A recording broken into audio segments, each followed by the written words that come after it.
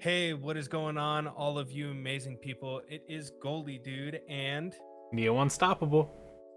and in today's video, we are going to be going over what we're going to spec into for our Let's Play 7 Days to Die series. So, before we get started, if you are new to either Goalie Dude's channel or the Sword Star Gaming channel, please do me a favor, hit that subscribe button and click on that bell icon to get notified when we come out with new content. Neo, what are you going into, man? Well, first 4 levels, I'm going to be going a looting build. That way we can get some early looting done. So the first point I'm going to take is in lockpicking and then Lucky Looter. It's a really good combination. When you find early game lockpicks, it can save you a lot of time in opening those early containers that you find. That way you don't have to axe all the way through them. The second two I'm going to be taking with the 4 points are salvage operations and advanced engineering. We need advanced engineering so we can get a forge. We can tech up to the next stage, and salvage operations is going to be my primary gathering skill, as I'm going to be busting down those cars to get that XP in those parts. Nice. Now that's gonna be your main XP source. As far as gathering goes, yes. Okay. Okay. So for me, my first primary 4 skills are going to be Animal Tracker, Master Chef, the Huntsman, and Miner 69er. So the main reason why I took Animal Tracker, Master Chef, and the Huntsman is because early on, when we are trying to kind of fend for ourselves and whatnot, I want to be able to cook enough to where we can get by. Early on, that bacon and eggs is going to be huge just because of the amount of resources that you do get from it. So, with Animal Tracker, you just naturally want it because of the chickens and all the bunnies that are running around. It's just going to be easier to find them. Mm-hmm. And then with Master Chef, I don't want to be able to cook that charred meat, because with the charred meat, you're going to have to continue to drink and all that stuff. But, you know, with taking Master Chef, I'm going to be able to cook those bacon and eggs and the cooked meat and even the boiled meat if it boils down to it. But the next one is going to be the Huntsman, and the main reason why I want to pick the Huntsman is because early on, when I'm gathering like those chickens and the bunnies and stuff like that, you're just naturally going to get more resources from them, and it will limit the time that I will have to take to go out and kill things. So rather than it taking 4 days for me to establish enough food for the both of us, it'll probably only take me 2. So, and then the last one with Miner 69er, being able to kind of build off of what you're choosing. We'll be able to get those iron picks and the fire axes, right? I think so, the fireman Yeah, axes. yeah, yeah. The Iron Yeah. Fireman axe, yeah. Yeah. So, being able to get those early game and getting them before the first blood moon, that is going to be huge. Yeah, So yeah. those are the main 4. Definitely gotta shoot for that. So my primary build is going to be intellect build. So I'm going to go into Grease Monkey at level 3. Then I'm gonna start pumping intellect, the actual skill itself, until level 5, where I'll have enough points to get Tinker at level 6.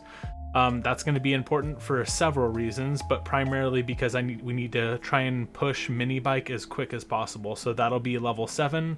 We'll have mini bikes, and like I said, as long as I stick to salvage operations and I'm getting as many parts as I possibly can, I'm really working on the parts. We should be looking pretty good to have the resources to make mini bike once I hit level 7. After 7, I'm gonna spec once into Pummel Pete, probably go clubs as my primary offense, and gonna take healing factor for a bit of tankiness at that point, and then I'll probably end up specking off there. But that's my 1 to 10 levels. Okay, beautiful. So now for me, what I'm going to do is because strength is going to be my primary stat, I'm going to pump a few levels into strength so I can get Johnny Newcomb. Now, the main reason why I want to get up to Johnny Newcomb is because the more points that I pump into that, the stronger, more durable harvesting like picks and axes and stuff like that, they're gonna last longer. So that'll probably be up to level 4. I'll end up being able to get Johnny Newcomb by level 4. By level 5, after that, I'm gonna go on, or I'm gonna pick living on the land, I think. Living off the land. Living off the land, yeah. So I want to pick that primarily because when I'm going out and when I'm hunting and stuff like that, if I see corn, or if I see potatoes or something like that, I'll be able to pick that. I'll end up getting 2 of them. So rather than getting 1, I'll be able to get 2 things of corn, 2 things of potatoes or something like that. And also on top of that, when I build the crop plots for us with gatherer is the first spec, I get to be able to make those crop plots with 30% less resources. So that's good, but the next levels that I'm going to spend are going to be into fortitude, so then I can get farmer. Now the nice part about farmer is those crop plots, they're now cut in half. They're 50% less resources, and that's going to be nice. Really nice. I won't have to go out and try to get that rotting flesh and stuff like that to make those crop plots. And in the longer game, it's going to help us out so much. Yeah. So definitely getting that early will make a huge difference. Yeah. So after that, I'm going to do Sexual Tyrannosaurus, and then Mother Load, and then rule number 1, Cardio. And the main reason why I want to pick these 3 is because after I do hunting while Neo is going out and gathering and using the mini bike and stuff like that, I can at least stay close to the base, and I can harvest stone, I can harvest wood, I can harvest iron, any of that stuff. So the Sexual Tyrannosaurus, it's going to be able to allow me to, conserve my stamina a lot more, just naturally. And then Mother Load, I'll be able to get more. So I'll be able to get more stone, I'll be able to get more iron, primarily that. And getting that stuff early game is going to be huge, especially when we're fortifying the base.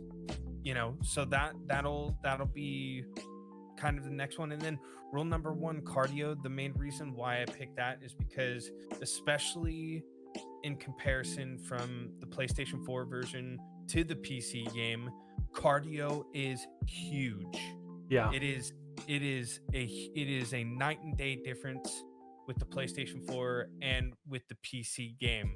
So being able to have that stamina is gonna make a big difference. Yeah, when we're building everything up. Yeah, definitely. If you run out of stamina and you can't run anymore, usually it just means you die. So yeah, make sure. And cardio is a good pick for sure. And on top of that, it especially now in the PC game, when you die, you have that debuff. So yeah, you really that negative XP debuff. Exactly, and that's huge. That's huge. So, alrighty, man. Well, is there anything else that you want to say as far as our builds are concerned? I also want to say about my build, I'm going to have a secondary skill, and I'm going to try and focus perception. It's still up in the air. I'm not hard set on whether I'm going to do that or not. As much as I would like to just pump all intellect and get all the way up to steel, I very well might do that, but I would say either maybe right before or immediately after at the latest, I'm going to be speccing a bit into perception, get that lucky looter up, start getting more in perception so that we can just find more stuff.